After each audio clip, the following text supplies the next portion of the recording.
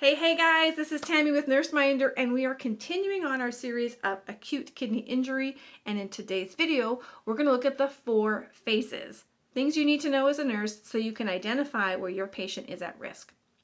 Now, if you haven't watched the pre-renal, the intrarenal, and the post-renal videos on acute kidney injury, head back, watch them at some point either before or after this video, because it'll make this content make more sense. Now, we're focusing on the 4 phases today. The first one is called the initiating phase.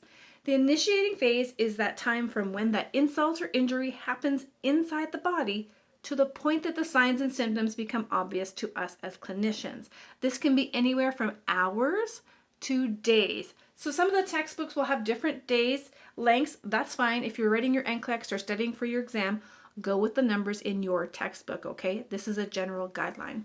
Now, the initiating phase, I've drawn a calendar here for you to kind of visualize all of these phases, represented by the eye, hours to days, up to 7 days before we see those signs and symptoms. Now, typically, what you may notice is that the urinary output is starting to decrease. Now, on an average, we're looking to see 0.5 milliliters per kilogram per hour as urinary output. That is the equivalent of about 30-35 mils per hour that we should be measuring for urinary output in our patients. In the initiating phase, this may start to dip down. Maybe it's 25 mils, maybe it's 20. Those are clues for us. Now, one of the key lab results that we measure throughout a kidney injury, throughout our patient's journey with a kidney injury, is a glomerular filtration rate, estimated or actual. And essentially that's really looking at how well are your kidneys working at filtering out the water and the toxins and balancing out those electrolytes in our body. And we see some changes in that throughout this journey. In the initiating phase, we may not see any changes in the GFR, glomerular filtration rate. However, things do change when we notice that the urinary output drops below 400 mils in 24 hours, which is roughly 16 mils in an hour. So let me get that on the board for you. Okay, so the oliguric phase, or anuric, an means no urine, olig means little, oliguric. So less than 400 mils in a day, 24 hours, or if you're measuring every hour, we're looking at less than 16 mils per hour down to 0. This is the oliguric anuric phase. Now, there are other telltale signs in this symptom that you should also be observing.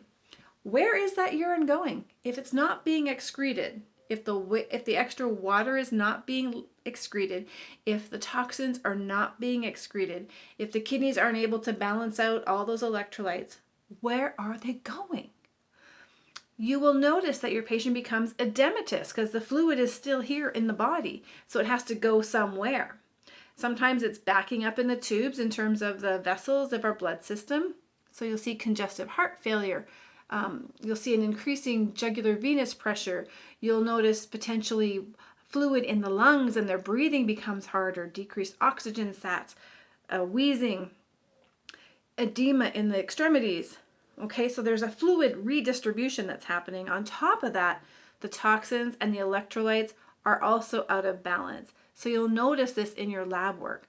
One of the things to watch for is that potassium.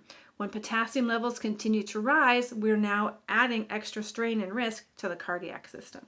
The glomerular filtration rate here is also decreasing.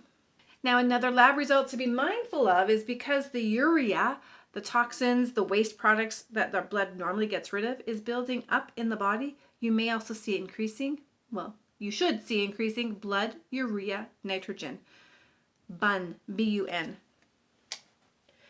Now, this can last anywhere from 8 to 14 days. If it's prolonged beyond that, the prognosis is poorer for outcomes for our clients. You will know when you've flipped into the next phase because that urinary output is going to increase above 400 mils in 24 hours.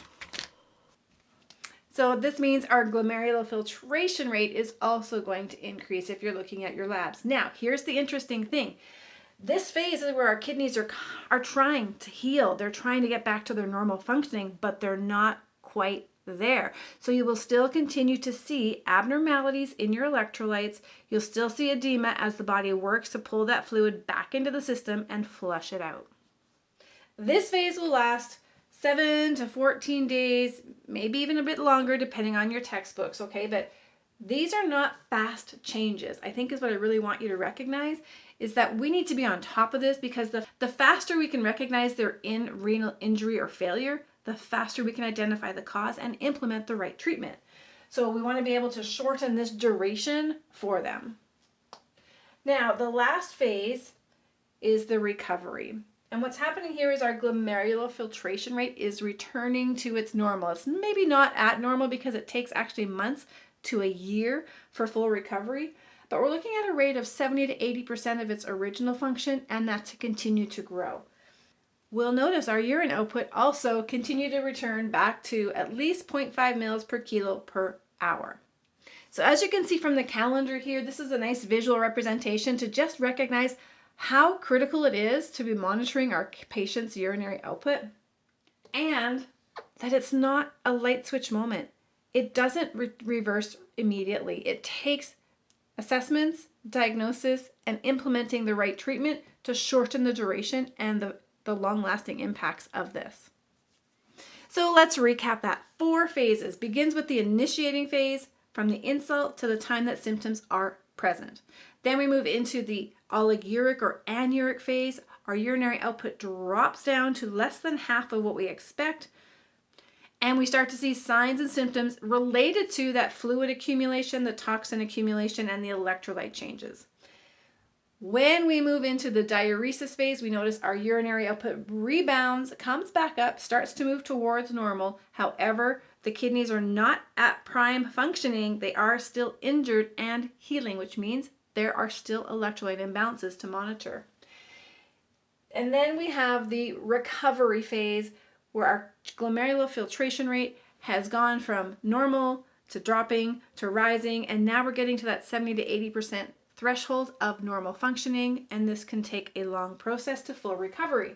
Okay, and just to recover that timeline, initiating event is anywhere from hours to 7 days.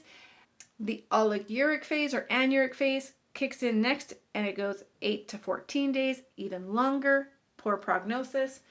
Once we flip back into the diuresis phase, 7 to 14 days, maybe 3 weeks, and then the recovery phase is months to a year.